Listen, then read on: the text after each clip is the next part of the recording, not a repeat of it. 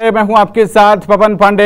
इस खास कार्यक्रम, एक्सक्लूसिव कार्यक्रम धर्म संसद में आप सभी दर्शकों का बहुत बहुत स्वागत है। वो दर्शक जो भगवान में आस्था रखते हैं उनको मेरा प्रणाम, राम राम, और जो आस्था नहीं भी रखते उनको मेरा नमस्कार।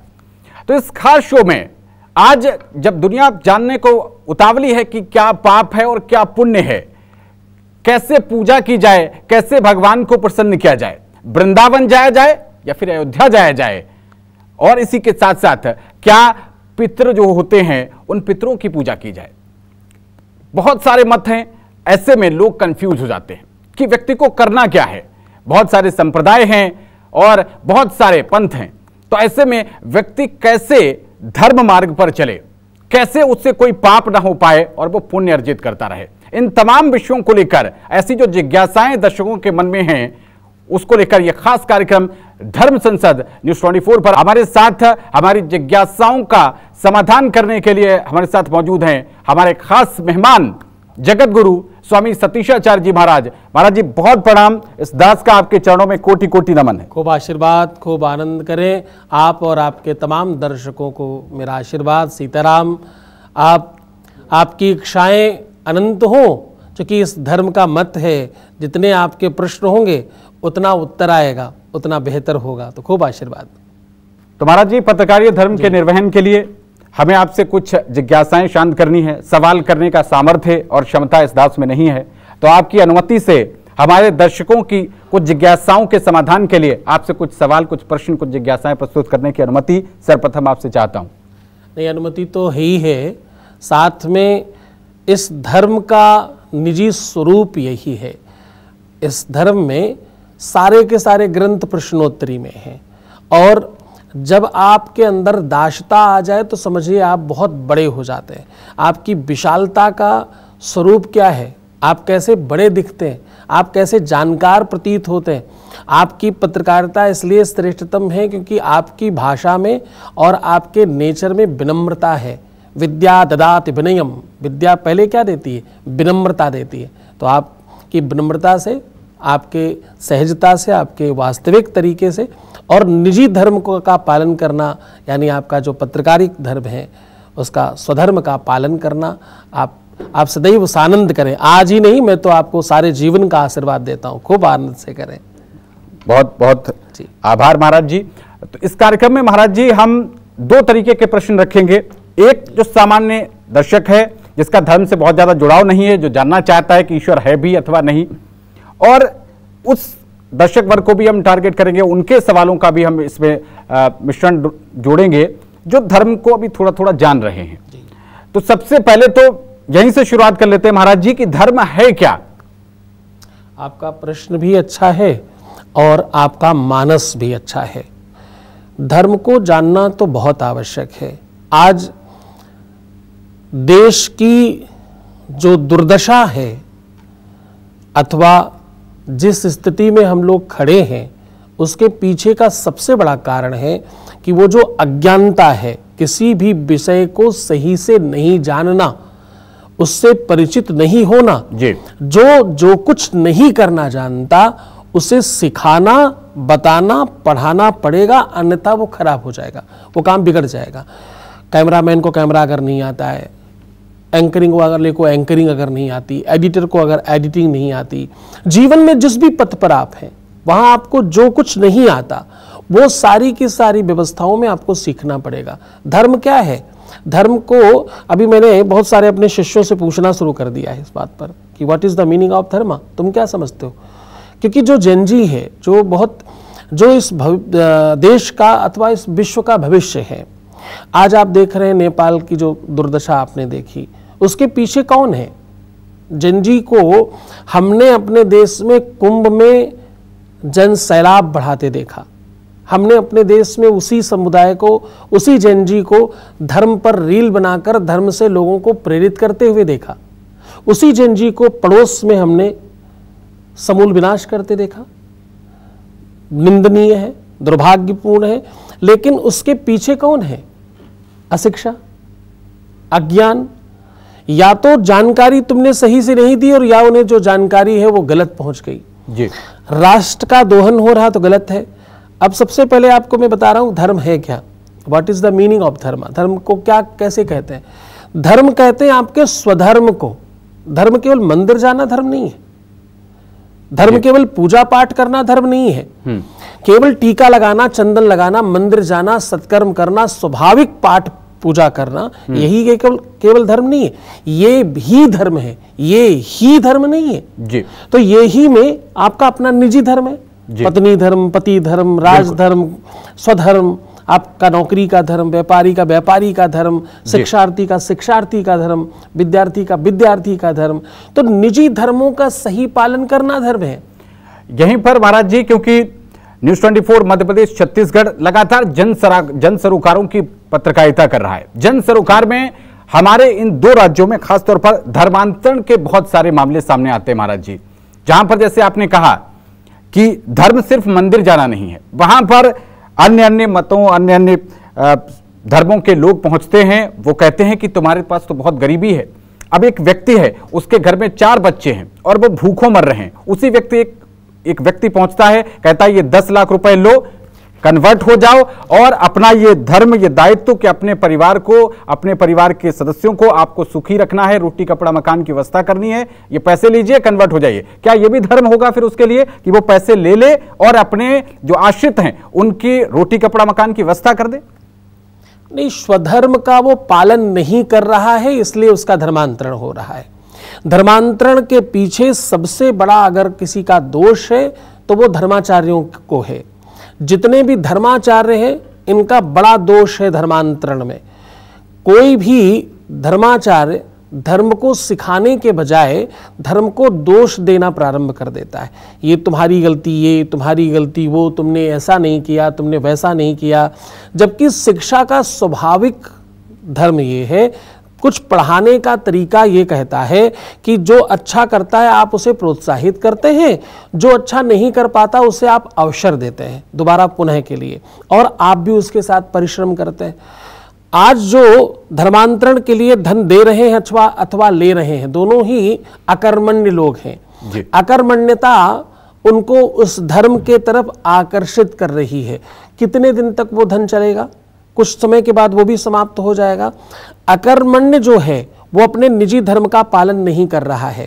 थोड़ा दो मिनट में समझिएगा, क्योंकि ये बहुत गहरी मंशा है और ये बहुत व्यापक तौर पर पूरे देश में चल रहा है और ये इसको रोकना चाहिए जी। जब तक इसे आप समझेंगे नहीं तो रोकना बहुत मुश्किल होएगा। बिल्कुल महाराज जी। और हमारे जो मुख्यमंत्री हैं विश्वदेव साय जी, जो गृह मंत्री हैं विजय शर्मा जी और उप मुख्यमंत्री अरुण साहू जी, वो भी लगातार कि इस तरीके की गतिविधियों पर अंकुश लगे और इसके लिए बाकायदा कानून आ रहे हैं। लेकिन कानून जब तक जमीन पर नहीं उतरेंगे, उसमें जन सामान्य इन्वॉल्व नहीं होगा, जिसमें धर्माचार्य भी इन्वॉल्व नहीं होंगे, तब तक वो पूरी तरीके से जिस मंशा से बना है वो पूरी नहीं हो पाएगी महाराज जी। कानून बनाना एक व्यवस्था का नाम है, पालन करवाना एक नियति का काम है और पालन करना धर्म का काम है। जब तक आप उस बात को समझेंगे नहीं तब तक ये हो पाना नेक्स्ट टू इम्पॉसिबल होएगा। आज 10 बजे की नौकरी और 5 बजे की छुट्टी, ये जो स्वभाव है ना, हमें 10 बजे पहुंचना है इनके कारण और 5 बजे फटाक से बाहर हो जाना है जी। ये अकर्मण्यता ही है, ये भी कर्मठता नहीं कहलाती। एक तरफ है क्वांटिटी टाइम और एक तरफ है क्वालिटी टाइम जी। आप कौन सा वाला वर्क कर रहे हो, क्वालिटी टाइम अथवा क्वांटिटी टाइम? आपको घूमना पसंद है, छुट्टी में जाना पसंद है, सोना पसंद है, आराम पसंद है, मौज मस्ती पसंद है, आपको व्यसन करना पसंद है और आपको शॉपिंग करना पसंद है। ये सारे पसंद आपके अकर्मण्यता का दर्शन है। क्योंकि ये सब कुछ क्या कहते हैं कि आपने जो कर्मठता से सब अर्जित किया है उसको कहीं जाकर खर्च कर देना। क्योंकि 365 दिनों में जितने दिन आप छुट्टी रहते हैं, जितने दिन आप घूमने जाते हैं, जितने समय आप काम नहीं करते हैं, तो आप स्वयं का डेंट कर रहे हैं।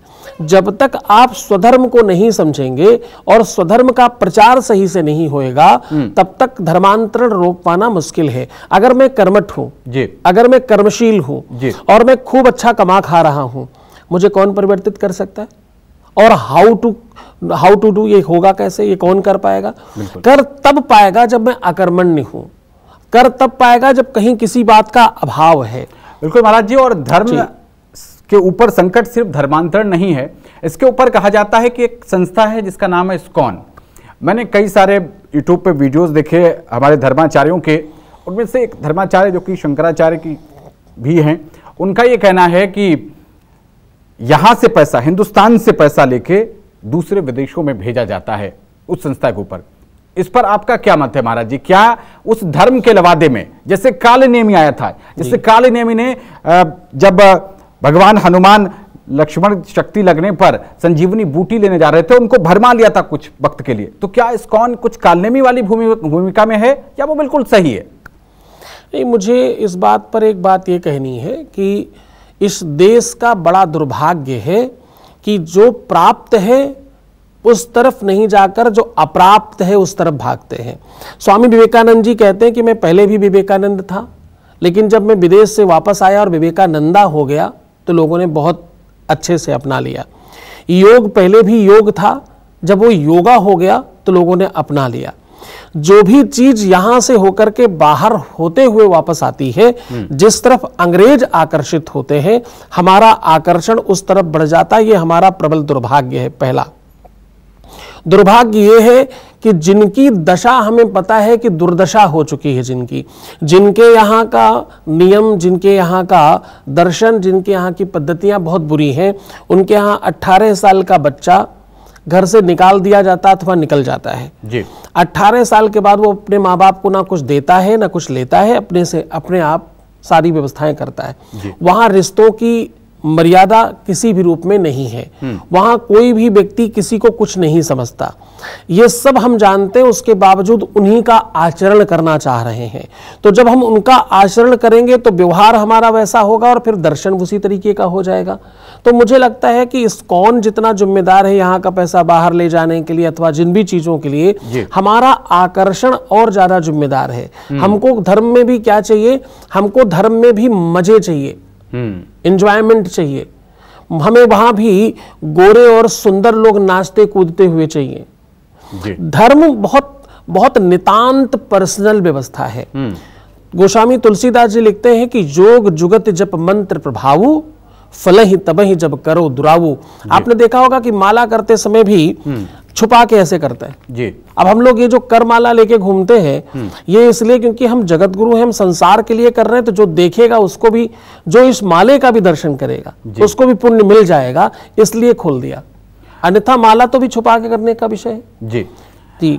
और इसी कड़ी में आगे बढ़ते हैं, इस कार्यक्रम की श्रृंखला को आगे बढ़ाते हैं। धर्म के ऊपर एक और संकट, जब हमारे प्रतिष्ठित जो प्रसिद्ध हैं ऐसे धर्माचार्य, वो एक दूसरे पर जब टिप्पणियां करते हैं, जैसे अभी वर्तमान में हुआ, और ये पहली बार नहीं हो रहा है, इससे पहले भी जब रामचरितमानस गोस्वामी तुलसीदास ने लिखी तो बताया जाता है कि काशी के पंडितों ने उनके ऊपर सवाल उठाए कि अरे ये धर्म ग्रंथ तो संस्कृत में होते हैं, ये अवधि में कहां से आ गए, ये धर्म ग्रंथ नहीं हो सकता। इसी तरीके से जो पहले चला आ रहा था, अब इसमें अभी नया नाम जुड़ गया है तुलसी पीठाधीश्वर रामभद्राचार्य जी महाराज का। वो दूसरे संतों के लिए कह रहे हैं। एक इस समय संत हैं प्रेमानंद जी महाराज, उनकी प्रतिष्ठा बहुत बढ़ रही है और लोग उनकी वजह से बहुत सारे लोग प्रभावित हो रहे हैं। महाराज जी, मैंने मेट्रो में पहली बार देखा कि मेट्रो में लोग जो वो प्रणता क्लेशनाशाय गोविंदाय नमो नमः करके जो मंत्र है, मैंने वहां पर लोगों को जपते हुए देखा। लोग काउंटर लिए अब घूम रहे हैं। इवन अब मैंने भी स्टार्ट कर दिया, मैं भी काउंटर से जपता रहता हूं। ऐसे व्यक्ति के ऊपर टिप्पणी की जाती है, इसको कैसे देखते हैं? और खासतौर पर जो नए नए अभी धर्म से जुड़ रहे हैं, वो इन चीजों को कैसे लें, क्योंकि वो भी आहत होते हैं जी। नहीं, ये बहुत निंदनीय है। मतलब एक तरफ हम भगवान को सर्वज्ञ मानते हैं और दूसरी तरफ इतना रिजर्वेशन कर रहे हैं कि भगवान को तो केवल संस्कृत ही समझ आती होगी, उसको बाकी भाषाएं आती ही नहीं होंगी, वो इतना अज्ञानी है।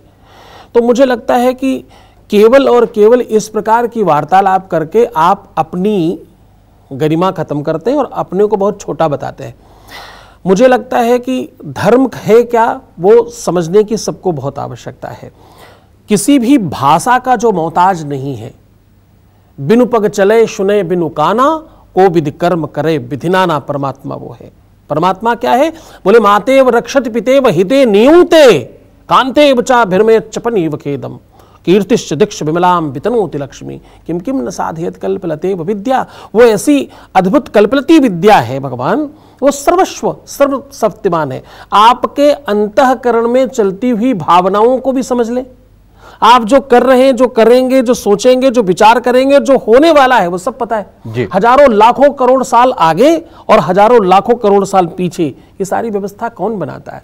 वही परमात्मा, चर अचर जगत का मालिक जो है। उसे हम एक भाषा में बांध रहे हैं कि उसे केवल संस्कृत ही आती होगी। इसका मतलब बाकी जितने देश अलग अलग भाषाओं में जो बात करते हैं उनके लिए तो परमात्मा होगा ही नहीं फिर। और भाषा, अगर कोई व्यक्ति गूंगा है, जो बोल ही नहीं सकता, जो बोल नहीं सकता, उसको क्या करे? तो ये बहुत संकीर्णता है, वो बहुत निंदनीय है। और एक बात मैं आपको इसमें बड़ी स्पष्ट कर दूं, लोगों को आदत हो गई है फेमस होने की, और फेमस होने का एक ही बढ़िया सूत्र है, शॉर्टकट तरीका क्या है फेमस होने का? जी, फिर शॉर्टकट तरीका है कि आप कंस्ट्रक्शन छोड़ के गिराने में लग जाइए, डिस्ट्रक्शन में लग जाइए। जैसे आप डिस्ट्रक्शन में लगेंगे, आप पर कैमरे घूम जाएंगे। कहा भी जाता है कि नकारात्मकता आपने उत्तर प्रदेश की एक पार्टी को देखा होगा जी। उन्होंने सबसे पहले वो तिलक तराजू और तलवार, इनके जूते मारो चार, यहां से प्रारंभ किया और बहुत प्रसिद्ध हो गई। फिर आगे उन्होंने जब प्रसिद्ध हो गए तो उन्होंने अपनी भाषा चेंज भी करी और फिर लोगों ने स्वीकार कर लिया। लोग स्वीकार करते हैं दोबारा, फिर उन्होंने कहा कि हाथी नहीं गणेश है, ब्रह्मा विष्णु महेश है।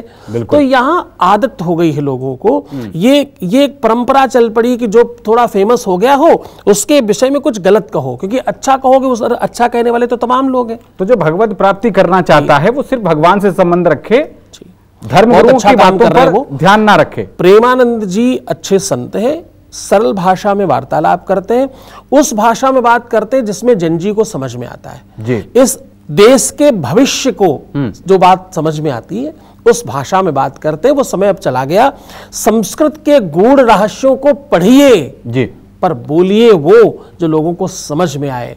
आप वो बोल रहे हैं जो किसी को पता ही नहीं है। अब मैंने आपको अगड़म बगड़म कुछ भी कहा जी, इगलाम थे तो चर में खास कर तापा जगह के तब इसको मिला छी तो बाहर सकार भाषा हम भी, ये क्या है? क्या समझेंगे आप? आपको क्या समझ आया? इस बात को कहकर मैं विद्वान कैसे हो गया? विद्वता इससे कैसे पता लगती? आप जब गूढ़ रहस्यों को जी सरलीकरण में कुछ तोतली भाषा में कह जाएं, यही आपकी महानता है। महाराज जी, एक समस्या और है, उसमें ये कहते हैं कि चमत्कार को नमस्कार है। बहुत सारे संत हैं, एक युवा संत है भी, बहुत प्रखर वक्ता हैं और हमारे मध्य प्रदेश से ही बिलोंग करते हैं, बागेश्वर बाबा चमत्कार करते हैं। क्या चमत्कार होते हैं? देखिए, चमत्कार को आप कैसे समझते हैं पहले तो उस पर डिपेंड करता है। ये भूत प्रेत मंडली लग रही है, चमत्कार कबूतर निकालना, खरगोश निकाल कर दिखाना, सर्प निकाल कर पोटली से बाहर कर देना, आप इसे चमत्कार कह सकते हो। कृपा पात्रता को आप चमत्कार नहीं कह सकते। ईश्वर की कृपा तो आपको भी तो प्राप्त है, दुनिया में सबको तो प्राप्त है। ईश्वर की कृपा करुणा की प्राप्ति इस देश की सबसे अच्छी बात क्या है? सबको कृपा प्राप्त है। हम सबकॉन्शियस माइंड से अथवा सामने वाले के खड़े उठने बैठने से ये देखकर जान जाया करते हैं, यार ये आदमी ठीक नहीं लग रहा अपने को। क्या उसने बताया आपको? शायद इसके मन में यही ही चल रहा होगा। क्या उसने बताया आपको? अब ये वाला भाव किसी का बड़ा हो गया, ये चमत्कार नहीं, ईश्वर की कृपा है जी। वो भगवत कृपा है। परमात्मा की कृपा और करुणा किस रूप में किस में होगी किसी को पता नहीं, मालूम नहीं। आज एक ही बात मालूम है मुझे कि लाखों लाख लोग परिवर्तित हो रहे हैं, लाखों लाख लोग धर्म की तरफ आकर्षित हो रहे हैं। जिनको धर्म का पता नहीं था वो भी किसी न किसी रूप में लालाजी अथवा बालाजी से जुड़ रहे हैं। मुझे लगता कि बस ये दर्शन बहुत बड़ा है। औषधि शहद में दी गई, औषधि पानी के साथ दी गई, वो गर्म पानी से दी गई, दूध से दी गई, फर्क नहीं पड़ता। औषधि मिली और आप स्वस्थ हो गए, बस इसी में आनंद है। मुझे लगता है कि जो लोग इस दिशा में काम कर रहे हैं वो सब महापुरुष हैं। बहुत सुंदर महाराज जी। अब एक ऐसी जिज्ञासा जो नास्तिकों की भी है और आस्तिकों को भी है। नास्तिक मानते ही नहीं है कि भगवान है भी, तो वो मूर्ति की कल्पना ही नहीं कर पाते। कुछ आस्तिक हैं तो वो फिर आ जाते हैं कि मूर्ति पूजा करनी चाहिए या नहीं करनी चाहिए, साकार ब्रह्म या निराकार ब्रह्म। जी, अब इसमें भी मैं आपको दो पक्ष में बात कहता हूं। एक पक्ष ये कहता है कि कुछ लोग नास्तिक होते हैं, मैं आपको इसके इतर बात कहता हूं। असली में नास्तिक ही आस्तिक होते हैं। आस्तिक तो केवल मजबूरी में आस्तिक है। आस्तिकों के परसेंटेज में बहुत ज्यादा डर व्याप्त है, भय व्याप्त है। वो भय की वजह से आस्तिक है, कोई ग्रहों के खराब होने की वजह से, कोई संकटों के वशीभूत होकर, कोई कुछ मांगने के लिए। नास्तिक कम से कम सुनिश्चित तो है कि वो किसी शक्ति को तो जरूर मानता है, वो श्वास ले रहा है, वो जो कुछ कर रहा है। तो मुझे लगता है आस्तिक और नास्तिक को अलग अलग नहीं देखना चाहिए। ये केवल विचारों का मंथन है और विचारों का दर्शन है। आप साकार और निराकार दोनों में परमात्मा व्याप्त है। परमात्मा और भगवान कौन है?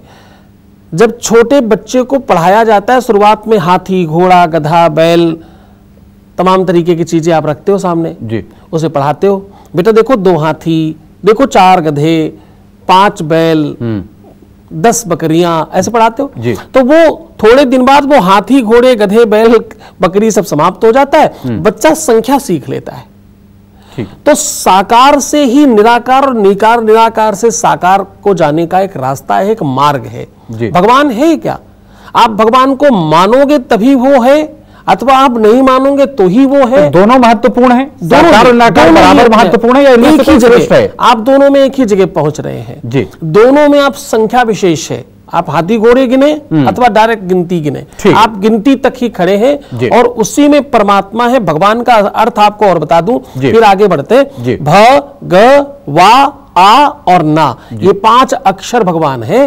भा से भूमि, गा से गगन, आ से अग्नि, ना से नीर, 5, ये 5 तत्व जो है जी, भूमि, आकाश, जल, अग्नि, वायु, ये जो तत्व है जी, यही 5 तत्व भगवान है। वो तुम में भी है, वो मुझ में भी है, वो सब में है। जिसमें वो इसी में भगवान। भगवत्ता जितनी बढ़ेगी उतना वो श्रेष्ठ होगा। ठीक है। अब जब कोई व्यक्ति धर्म में प्रवेश कर गया, अब उसके सामने एक जिज्ञासा आती है। हर संप्रदाय अपने अपने इष्ट को श्रेष्ठ बताता है। कोई शैव की बात करता है, कोई वैष्णव की बात करता है। तब इस सनातन धर्म की हम बात करें खास तौर पर, तो प्रथम, क्योंकि हर व्यक्ति जो है वो प्रथम से जुड़ना चाहता है। किसी व्यक्ति को अगर उदाहरण दिया जाए कि आपके घर पे आपको मौका मिलेगा सांसद जी के घर पे जाके चाय नाश्ता करने का, मंत्री जी के घर पे चाय नाश्ता करने का, और प्रधानमंत्री, तो व्यक्ति जनरली प्रधानमंत्री को चुनेगा। तो जब व्यक्ति धर्म में प्रवेश किया, उस समय फिर धर्म के हिसाब से प्रधानमंत्री कौन, उसमें प्रधान कौन? जी, प्रश्न आपका बहुत बढ़िया है, लेकिन ये नियति पर स्वाभाविक तौर पर यह प्रश्न जाकर के टिकता है। भगवान में एक तो कुछ भी प्रधानता नहीं है। भगवान में ना कुछ आदि है, ना कुछ अंत है, ना भगवान में कोई छोटा है, ना भगवान में कोई बड़ा है। भगवान सिर्फ भगवान है। जहां से कुछ भी शुरू होता है और जहां तक कुछ जाता है, आदि अंतेन नेतान शहितो, वेद कहते हैं जी। चरे रेति चरे रेति चरे रेति चरे यताम। परमात्मा आपके आदि से अंत तक की व्यवस्था का नाम ईश्वर है। इसमें न कुछ बड़ा है, न इसमें कुछ छोटा है, न इसमें कोई प्रधान है, क्योंकि इस मानस में प्रधानता जैसा कुछ नहीं है। हर सन्यासी का, हर भक्त का यह कर्तव्य है कि वो अपने इष्ट को श्रेष्ठ माने और श्रेष्ठ बताए। इसमें कोई आपत्ति नहीं है, क्योंकि आहार निद्रा भयमे थुनम च सामान्य मेतत पशुभिर निराणाम ज्ञानाम हितेशाम अधिकम वशिष्ठम ज्ञाने नहीं ना पशुभिर समाना। फिर हम में और पशुओं में अंतर क्या है? वो भी खाना खाते, वो भी डरते, वो भी भयभीत होते, वो भी बच्चे पैदा करते, वो भी वो सब कुछ करते जो हम कर रहे हैं। हमारी प्रवृत्ति एक ही चीज में खास है कि हम परमात्मा को समझते हैं, परमात्मा को जानते हैं, और हम अपने विवेक से अपने इष्ट का चुनाव करके उसका भजन पूजन कर सकते हैं और अपने जीवन को श्रेष्ठ बना सकते हैं। तो महाराज जी, अब हम इस कार्यक्रम में अंत की तरफ बढ़ रहे हैं और जल्दी जल्दी रैपिड फायर राउंड में हम लोग शुरू करेंगे इसको। इसमें हम अपने एक वाक्य में, 2 वाक्य में या 1 शब्द में भी उत्तर दे सकते हैं। नाम जप और मंत्र जप, इसको लेकर लोगों के बीच बहुत सारी कंफ्यूजन है, क्या बेहतर है? दोनों ही एक जैसा है। एक प्रेम है और एक भक्ति है। प्रेम क्या है और भक्ति क्या है? नाम जप, मंत्र जप। नाम जप आप जब कर रहे हो तो ये आपका प्रेम है, मंत्र जप करते हो तो ये भक्ति है। ठीक है। हम जैसे जो बिजी शेड्यूल वाले लोग हैं, सुबह उठते हैं, भागम भाग होती है, अरे ऑफिस के लिए तैयार होना है, ऑफिस आ गए, फिर यहाँ का काम, उसके बाद फिर घर जाकर और फिर अपने सांसारिक काम में लग जाना। जिनके पास बिल्कुल बंधे हुए घंटे हैं, वो भगवान की आराधना कैसे करें, उनकी कृपा उनको कैसे मिले, उन्हें क्या विधि अपनानी चाहिए? असली में भगवान की आराधना आप नहीं, आपका मन करता है। आप तो सिर्फ माध्यम है। एक बार मन ने पकड़ लिया, मनसो और महीप नहीं और दृगसो नहीं दीवान, दृग दीवान जहां उबरे मन ताही हाथ बिकान। वेद भी कहता है मनसा चंद्रमा मनसो जातश्च सूर्यो वजायत सूत्राद्वाई, शरीर अलग ग्रह नक्षत्रों को मन से बांधा गया है। आप जब धीरे धीरे सने सने 2, 4, 5 मिनट से कह करके फिर घंटों तक जाते हैं तो धीरे धीरे फिर आपका मन जप करने लगता है। पहला जप है कर जप, फिर दूसरा जप है आप जब मुख से बोलते हैं मुख जप, और अंत का जो भाव है वो है अजपा जप, यानी 24/7 आप जप कर रहे होते हैं। आप काम कुछ भी कर रहे हो, आपका मन जरूरी नहीं है कि मूर्ति के आगे दीपक जलाकर आधा घंटा बैठ के हमको 10 मालाएं जपनी है।